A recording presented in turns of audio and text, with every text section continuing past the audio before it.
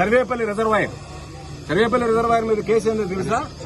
Sarvepalli reservoir లో ఉండేటువంటి మట్టిని బాంబులు పెట్టి పేల్చామని ఎక్కడ వినలే. మ్యాజిస్ట్రేట్ రిమాండ్ రిజెక్ట్ చేశాడు దాంట్లో. అంటే బాంబులు పెట్టి పేల్చారా? బాంబులు పెట్టి పేల్చినట్టుగా మీ కంప్లైంట్ లో ఎక్కడ లేనటువంటి కంప్లైంట్ ఇక్కడ ఎట్టొచ్చిందని చెప్పి మాట్లాడాడు. కాబట్టి రకరకాలైనటువంటి కేసులు, విచిత్రమైనటువంటి కేసులు పెట్టడం జరిగింది.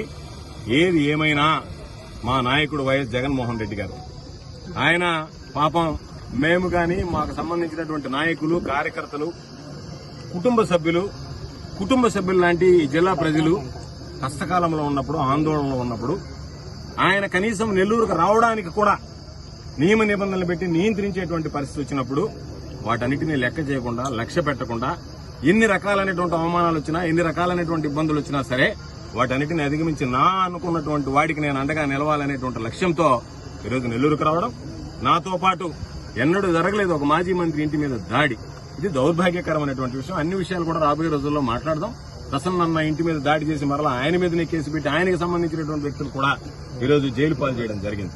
కాబట్టి ఇవన్నీ వింత పోకడలు, విపరీతమైనటువంటి ఆలోచనలతో వచ్చేటువంటివి. కాబట్టి మరలా చెప్తున్నాం, ఈ జైళ్లు, ఈ కేసులు, ఈ అరెస్టులు ఇవి ఏవి కూడా మా లక్ష్య సాధనలో మేము అనుకున్నటువంటి దారిలో వెళ్లేటువంటి దాంట్లో ఎక్కడా మాకు అడ్డంకులు కావు.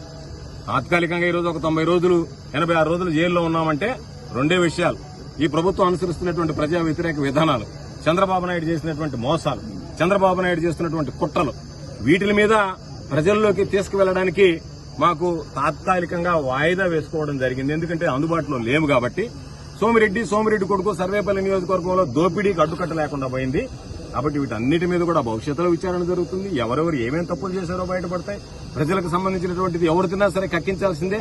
అందుకే నేను ఎక్కడా కూడా మరొకసారి మీ అందరికీ స్పష్టంగా చెప్పదలుచుకున్నాను, ఎక్కడా కూడా ఏ కోర్టులో కూడా జరిగినటువంటి అన్ని కేసుల్లో కూడా నేను తప్పు చేయలేదు, నాకు బెయిల్ ఇవ్వండి అని అడిగాను తప్ప నాకు ఆరోగ్యం బాగలేదు, ఇంకో కారణాలు ఉన్నాయి ఎక్కడా కూడా 8 కేసుల్లో ఎక్కడ ఒక్కదానిలో కూడా అడిగినటువంటి దాఖలాలు లేవు.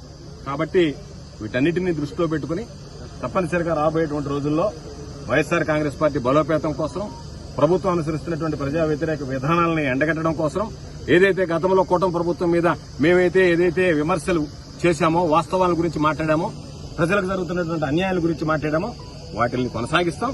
మా పంతా కొనసాగుతుంది. సర్వేపల్లి నియోజకవర్గ దోపిడీ మీద అడ్డుకట్ట వేసేటువంటి ప్రయత్నం చేస్తాం.